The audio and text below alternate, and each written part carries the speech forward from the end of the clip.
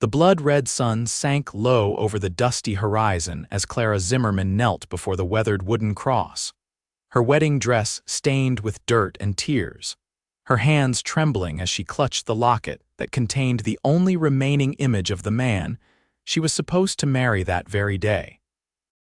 Arizona Territory, 1879, was an unforgiving place that had taken yet another life too soon. Her fiancé, killed by bandits on his way to their wedding. Clara's shoulders shook with silent sobs as the wind whipped her veil around her face. She had insisted on wearing the dress for this final goodbye, a promise unfulfilled at the altar now being delivered at his hastily dug grave.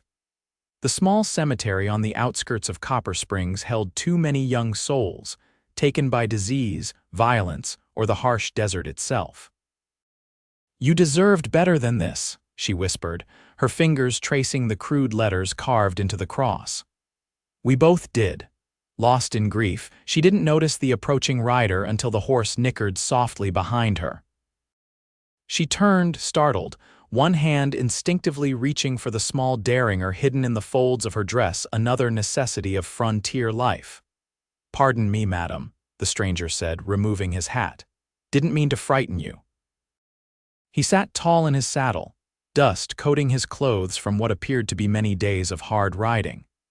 His face was partially hidden beneath several weeks' worth of beard, but his eyes, a clear, steady blue, held a kindness that made Clara lower her guard slightly. "I'm not frightened," she lied, rising to her feet, the white fabric of her dress billowing around her ankles. "Just saying goodbye," the stranger nodded, understanding in his weathered face. "Jacob Galloway," he offered simply, "was passing through when I saw you out here alone. Not safe for anyone these days, especially." His words trailed off as he took in her wedding dress, the fresh grave, and the story became clear without her needing to explain. "I'm Clara," she replied, not bothering with formalities, "and safety stopped mattering to me 3 days ago." Jacob dismounted, movements fluid despite what must have been a long journey. He approached the cross and, without a word, removed his hat and bowed his head in respect. "May I?" he asked, gesturing to the ground beside her. Clara nodded, surprised when he knelt in the dust next to her, his eyes closing in silent prayer. For a moment, they remained that way, a bride in white and a dusty cowboy, united in reverence before the crude wooden marker. "The Lord gives and the Lord takes away," Jacob finally said, his voice rough but gentle, "though sometimes it's mighty hard to understand why." "I stopped trying to understand," Clara replied, bitterness edging her words. "What brought you to Copper Springs, Mr. Galloway?" "We don't get many strangers these days, not since the mine started failing." Jacob stood, brushing dust from his knees. "Tracking some men, bad men who have been raiding towns across the territory, thought their trail led here." Clara's breath caught. "Bandits, 3 of them. One with a scar down his cheek." Jacob's eyes narrowed. "You've seen them. They killed Thomas," she said, her voice breaking as she gestured to the grave. 3 days ago, on our wedding day." Understanding dawned in Jacob's eyes, followed quickly by determination. "Madam, I've been trailing these men for 2 months. They've left a trail of grief from Tucson to here." He hesitated before adding, "I'm not just a cowboy, I carry a marshal's badge when the situation requires it."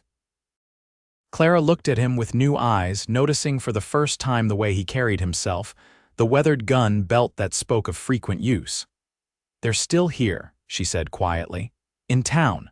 Spending Thomas's money and bragging about their latest kill. The sheriff is too afraid to confront them." Jacob nodded slowly. "Then my journey ends here." He glanced at the setting sun. "But daylight's fading, best to wait until morning." "You can stay at my father's ranch," Clara found herself saying. "It's not far and I want to help when you go after them." "Mrs." he began. "Miss," she corrected. "Miss Zimmerman. And don't tell me it's too dangerous. They've already taken everything from me." Jacob studied her for a long moment, the dying sunlight catching in her tear-stained face. Something in her determination must have convinced him. "I work alone, Miss Zimmerman," he said finally. "But I could use a place to rest tonight and perhaps some local knowledge." Clara nodded, gathering her skirts.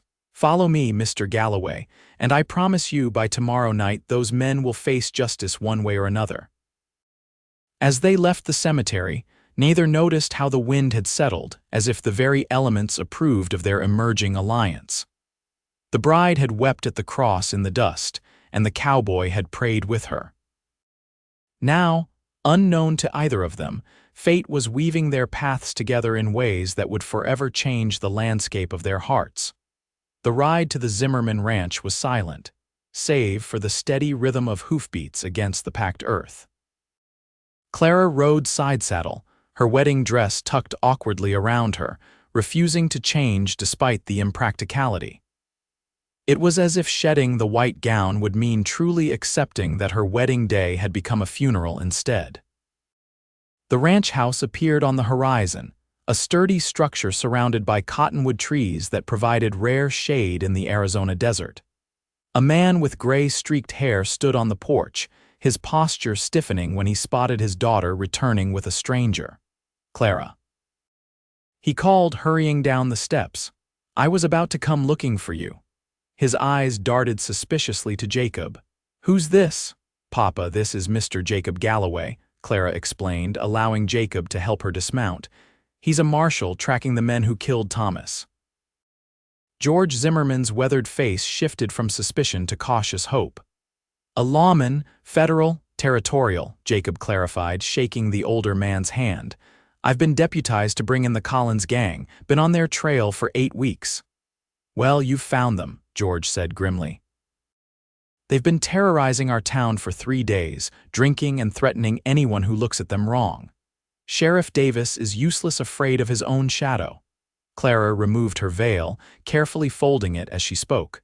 "I've invited Mr. Galloway to stay the night, Papa." "He plans to confront them tomorrow," George nodded.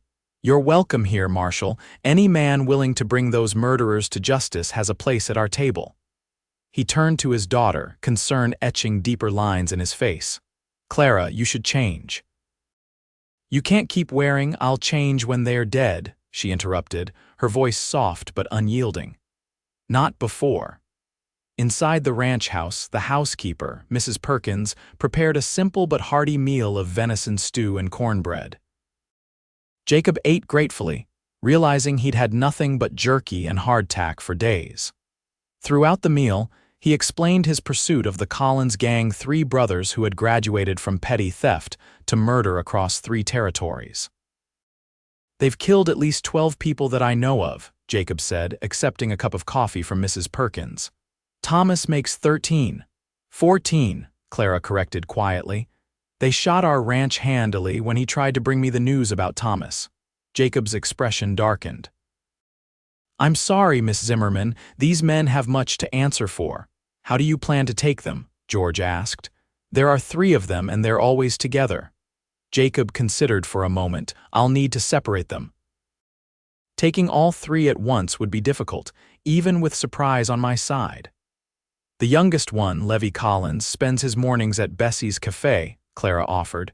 "He's taken a liking to one of the waitresses there." Jacob nodded. "That's useful information." "And the one with the scar, Jeremiah, he's been gambling every afternoon at the saloon," George added. As they discussed strategy, Clara remained mostly silent, absently turning her engagement ring a simple band with a small sapphire that had belonged to Thomas's mother. When Jacob finally noticed her distraction, he addressed her directly. "Miss Zimmerman, I understand your desire for justice, but tomorrow I need you to stay here where it's safe." Clara's eyes snapped up to meet his. "No, Clara," her father cautioned. "No," she repeated firmly. "I won't ask to hold a gun or stand in your way, Mr. Galloway, but I will be there to witness justice. I owe Thomas that much." Jacob studied her, recognizing the steel beneath her grief. This was not a woman to be dissuaded once her mind was set. "You'll stay out of sight," he finally conceded. "And follow my instructions to the letter." Clara nodded, relief flooding her features. "Thank you." Later that night, after everyone had retired, Jacob stepped onto the porch, restless with the anticipation of tomorrow's confrontation. He was surprised to find Clara already there, seated in a rocking chair, her wedding dress exchanged for a simple blue nightgown and shawl. "You should be resting," he said, leaning against the porch railing. "I haven't slept through the night since it happened," she admitted. "Every time I close my eyes, I see Thomas falling from his horse, reaching for me even though I wasn't there." Jacob remained silent, understanding that some pains couldn't be eased with words. "How long have you been a marshal?" she asked after a moment. 5 years, Jacob replied. "Before that, I was just a rancher in Texas, had a small spread outside of Dallas." "What changed?" Jacob looked out at the darkened landscape, memories playing across his face. "Raiders killed my brother and his wife. Local law didn't do much, said they'd crossed into Indian territory and couldn't be pursued." His jaw tightened. "I tracked them myself. Took me 3 weeks, but I found them. Afterward, I was offered a badge." Clara nodded slowly. "Then you understand." "I do," he acknowledged. "Vengeance brought me to this life, but it's justice that keeps me in it." He turned to face her directly. "Miss Zimmerman, revenge might ease your pain temporarily, but it won't bring lasting peace." "I don't expect peace," she said simply. "I just want to look in their eyes when they realize they're going to die for what they've done." Jacob didn't argue further. He recognized in Clara the same fire that had driven him years ago, a fire that had eventually tempered into something more measured, but no less determined. "Get some rest," he said gently. "Tomorrow will be difficult enough without exhaustion clouding your judgment." Clara stood, pulling her shawl tighter around her shoulders. "Mr. Galloway," she said, pausing at the door, "thank you for praying with me today. It's been a long time since I felt God was listening." "He always listens," Jacob replied. "Sometimes we're just too angry to hear his answers." Clara's lips curved in a sad smile. "Perhaps. Good night, Mr. Galloway. Good night, Miss Zimmerman." As she disappeared inside, Jacob remained on the porch, his thoughts turning to the coming confrontation. The Collins gang had eluded justice for too long. Tomorrow would end their reign of terror one way or another. Dawn broke with the muted colors of a watercolor painting, streaking the Arizona sky in hues of pink and gold. Jacob stood by the corral, checking his revolver for the 3rd time that morning. His horse, a sturdy Appaloosa named Scout, was already saddled and waiting. Clara emerged from the house dressed in a dark blue riding skirt and white blouse, her hair neatly braided and pinned. The only reminder of yesterday's grief was the locket around her neck, containing Thomas's likeness. "You're not wearing the wedding dress," Jacob observed. "It would draw too much attention," she replied practically. "And I need to be able to move freely today."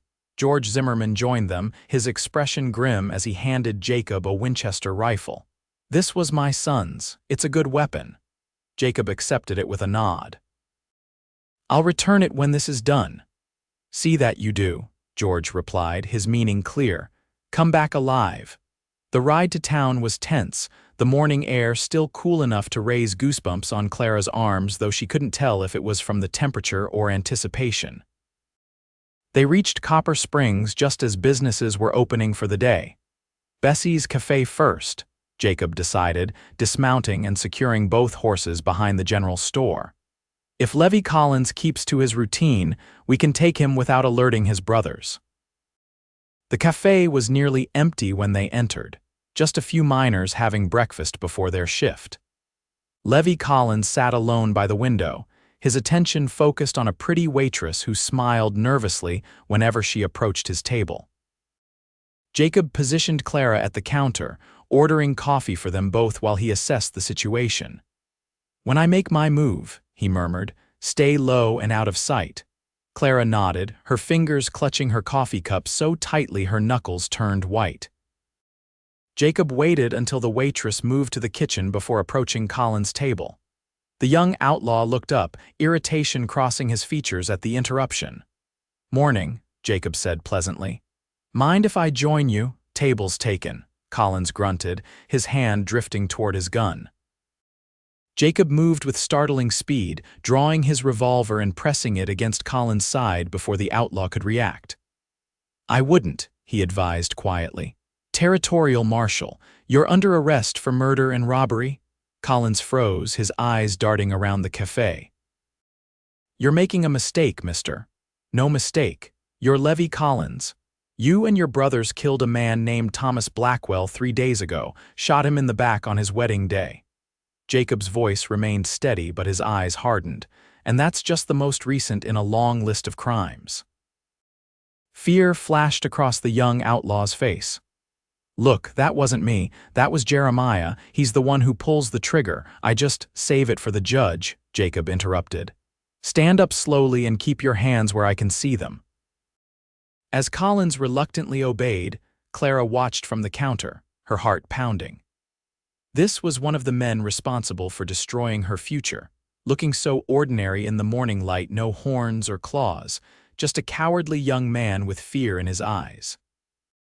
Jacob efficiently disarmed Collins and secured his hands behind his back. The few patrons in the cafe watched with wide eyes but made no move to interfere. "Miss Zimmerman," Jacob called, "bring the rope from my saddlebag, if you please." Clara hurried to comply, returning with a length of rope that Jacob used to bind Collins more securely. The outlaw's eyes widened when he saw Clara. "You," he breathed. "You're the bride, the one from the photograph he was carrying." Clara stared at him, her voice failing her momentarily. "You remember him," Collins looked away. "Lady, I'm sorry about your fella. That wasn't supposed to happen. We were just after his money." "Your apology means nothing to me," Clara replied, her voice surprisingly steady. "Where are your brothers now, Clara?" Jacob warned. "Samuel's probably still sleeping at the hotel," Collins answered, perhaps hoping cooperation might earn him some leniency. "Jeremiah won't be at the saloon until noon." Jacob nodded. "That's helpful, Mr. Collins. Now, we're going to walk very quietly to the sheriff's office." The sheriff, a thin man with nervous eyes, practically jumped out of his chair when Jacob marched Collins through the door. "What's the meaning of this?" he sputtered. "Territorial Marshal Jacob Galloway," Jacob introduced himself, showing his badge. "I'm taking the Collins gang into custody." "This is one, 2 more to go." Sheriff Davis paled. "Now see here, Marshal, those men are dangerous. They've threatened to burn this town if anyone crosses them. And you believed them," Clara said coldly, "while they walked free after murdering my fiancé." The sheriff had the decency to look ashamed. "Miss Zimmerman, I'm sorry about Thomas, but save your excuses," Jacob interrupted. "I need you to lock this man up and then help me bring in his brothers." Davis hesitated, fear evident in his posture. "I can lock him up, but I don't know if I can. You'll do your duty," Jacob said firmly. "Or I'll report to the territorial governor that Copper Springs needs a new sheriff. Your choice." Faced with such a direct challenge, Davis straightened slightly. "Of course, Marshal, I'll help however I can." With Collins secured in the jail's only cell, Jacob outlined his plan to capture Samuel next, before he could discover his brother's arrest. "The hotel is just down the street," he explained. "If he's still sleeping, we can take him by surprise."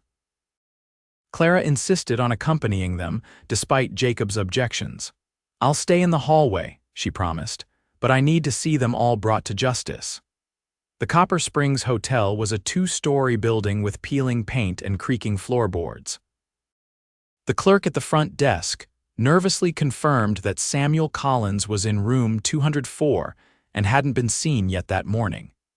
Jacob, Clara, and the reluctant Sheriff Davis made their way upstairs, moving quietly along the narrow hallway. Outside room 204, Jacob positioned himself to one side of the door, motioning for Davis to take the other side. Clara stood further back, her heart hammering against her ribs. Jacob knocked sharply. "Mr. Collins, hotel management, need to speak with you about your bill." Shuffling sounds came from within, followed by a grunt. "Too early. Come back later." Jacob nodded to Davis, who called out, "Mr. Collins, it's urgent, sir." More grumbling, then heavy footsteps approached the door. The moment it opened, Jacob surged forward, driving his shoulder into the surprised outlaw and sending them both crashing to the floor.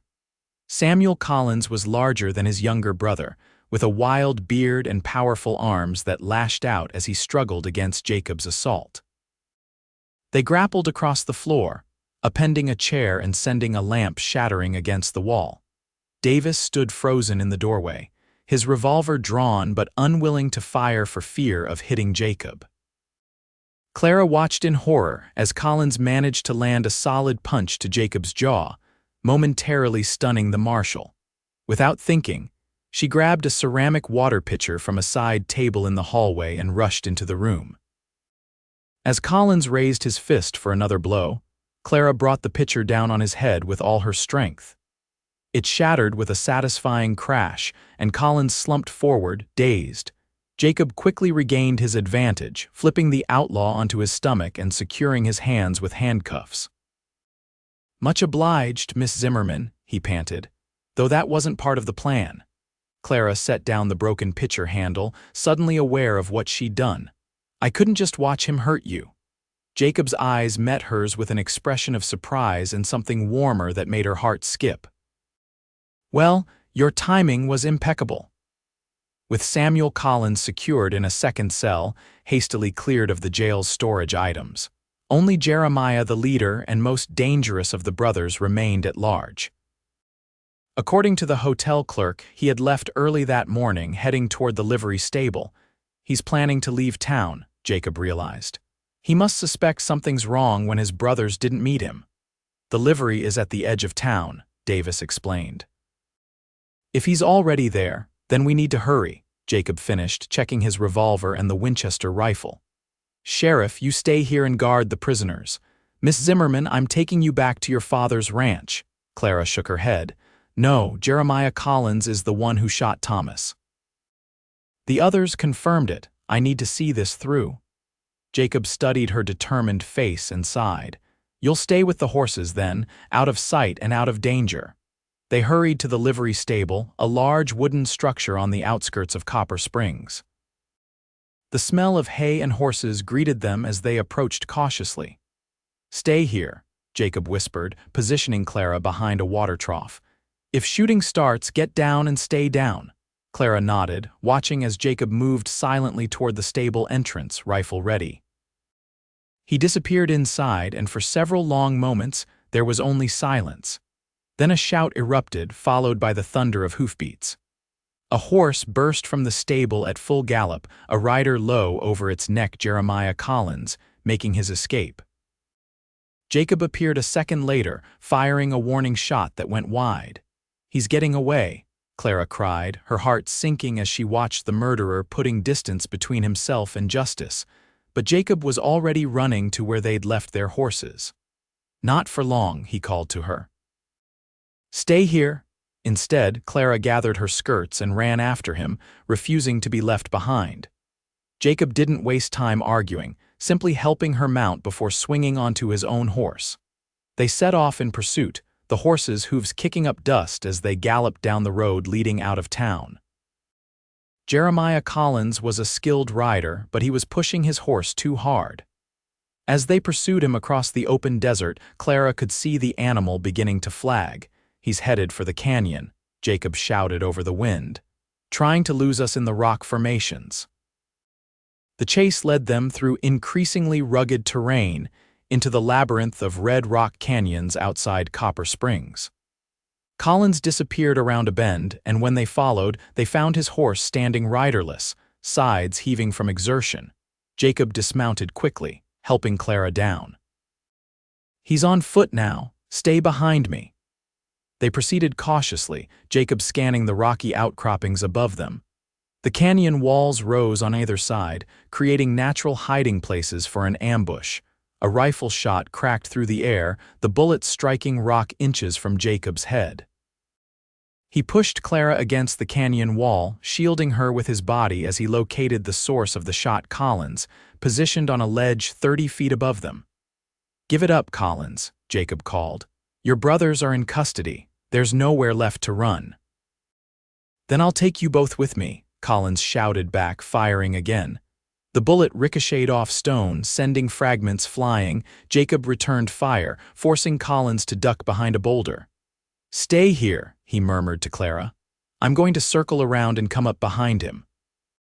"Be careful," she whispered, her hand briefly touching his arm. Jacob moved away. using the rocky terrain for cover as he began making his way up the canyon wall. Clara waited, heart pounding, as occasional shots were exchanged between the two men. Then silence fell. Long minutes passed with no sound except the wind whistling through the canyon and distant bird calls. Clara strained to see what was happening above, but the ledge where Collins had been was now empty. Suddenly, loose stones clattered down nearby. Clara turned to see Jeremiah Collins himself scrambling down the canyon wall, having somehow circled behind her position. His face was contorted with rage, blood streaming from a wound on his arm where Jacob's bullet had found its mark. "You," he snarled when he saw Clara. "This is all your fault. If your man hadn't fought back, he'd still be alive and I wouldn't be in this mess." Clara backed away but found herself trapped against the canyon wall. Collins advanced, raising his gun. "At least I can finish what I started, send you to join your beloved." "That's not going to happen," Jacob's voice rang out from above. He stood on a ledge, rifle aimed at Collins's chest. "Drop the gun, or the next bullet goes through your heart." Collins hesitated, hatred burning in his eyes as he looked between Jacob and Clara. For a terrible moment, it seemed he might shoot her anyway, choosing revenge over his own survival. "He's not worth it," Clara said suddenly, her voice clear and steady. "Thomas wouldn't want me to die for him, and your brothers wouldn't want you to die for them. It's over, Mr. Collins." Something in her words reached through the outlaw's rage. His shoulders sagged slightly, and the gun lowered a fraction just enough for Jacob to make his move. He leapt from the ledge, tackling Collins to the ground. The gun discharged harmlessly into the dirt as the two men struggled. This time, Collins was outmatched. Wounded and exhausted from the chase, he couldn't match Jacob's determined strength. Within moments, Jacob had him disarmed and secured. "Jeremiah Collins," Jacob said formally, pulling the outlaw to his feet, "you're under arrest for the murder of Thomas Blackwell and numerous other crimes across the territory." Clara approached slowly, her eyes fixed on her fiancé's killer. Collins couldn't meet her gaze, looking instead at the ground. "Why?" she asked simply. "He was riding to our wedding. He wasn't carrying anything valuable except his mother's ring for me." Collins shook his head. "Wrong place, wrong time. We didn't know who he was until after." He trailed off, then added quietly, "For what it's worth, he died brave. Told us to tell his bride he loved her before Jeremiah shot him." Clara closed her eyes, tears streaming down her face. "Thank you for telling me that," she whispered. "It helps somehow." The journey back to Copper Springs was solemn, the three of them riding in silence under the afternoon sun. When they reached the sheriff's office and Collins was reunited with his brothers in the jail, a sense of completion settled over Clara, not peace exactly, but the closing of one terrible chapter. Outside the jail, Jacob touched her arm gently. "Are you all right?" Clara nodded, looking up at the man who had brought justice for Thomas. Jacob's face was dusty, a bruise forming along his jaw where Samuel Collins had struck him, but his eyes held a steady compassion that reached something deep within her. "I don't know what happens now," she admitted. "For so long, all I could think about was seeing them brought to justice. I never thought past this moment." Jacob studied her face. "Life continues, Miss Zimmerman, differently than you planned, but it continues nonetheless. Will you be leaving now?" She asked, surprised by how much the answer suddenly mattered to her. "I need to escort the Collins brothers to Tucson for trial," he replied, "but after that..." He hesitated. "After that, I was thinking I might come back this way if that would be welcome." Clara felt a small, unexpected flicker of warmth in her chest. Not love, not yet, but perhaps the possibility of it someday. "It would be very welcome, Mr. Galloway." The next morning, as Jacob prepared to depart with his prisoners, Clara met him at the jail.